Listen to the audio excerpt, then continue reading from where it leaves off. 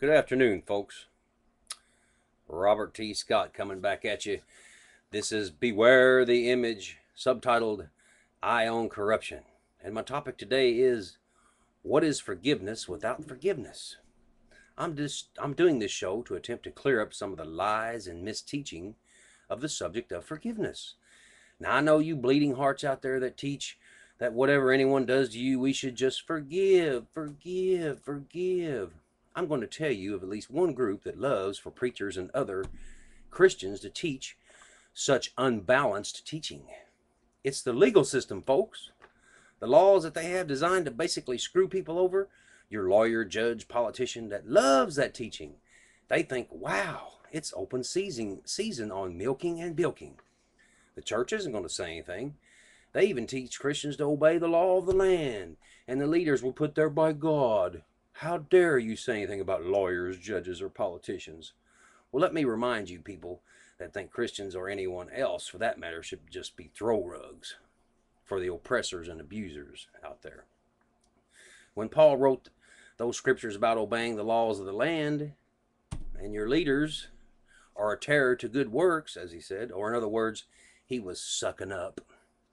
Why was Paul sucking up to the jailers or leaders, etc.? He was in prison, folks.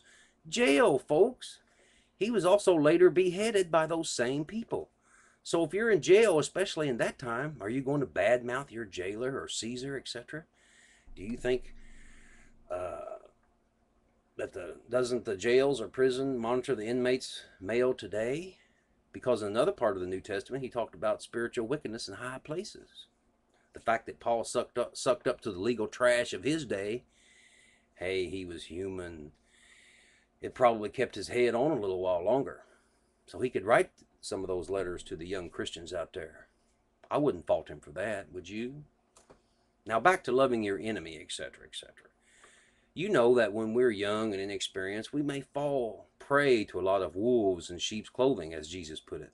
He also said, don't throw your pearls before swine, or give the children's bread to the dogs. So it's a matter of learning the difference between a dog and your enemy. Anybody that has experienced the need to forgive knows that forgiving is just for the person doing the forgiving. So you don't interfere with your love relationships, being God or man. But when you choose to forgive, that's not a ticket for your abuser or oppressor to give them the right to treat you as a throw rug. So when your lawyer, judge, or anyone screws you over and you know that it's because, or you know they do it because they can get away with it, don't be ashamed to label them dog or swine. So if you think Jesus was very forgiving in his day, you're right. But look who he was merciful to, the poor and the regular people of his day. But in Matthew chapter 23, he wasn't so nice to the leaders of his day. And he also called that one Roman leader of that day a sly fox. Well, that's my show for today, folks, and I hope you enjoyed it. And I'll get back at you as soon as I can for the next one. Robert T. Scott signing off. Have a wonderful day. God bless.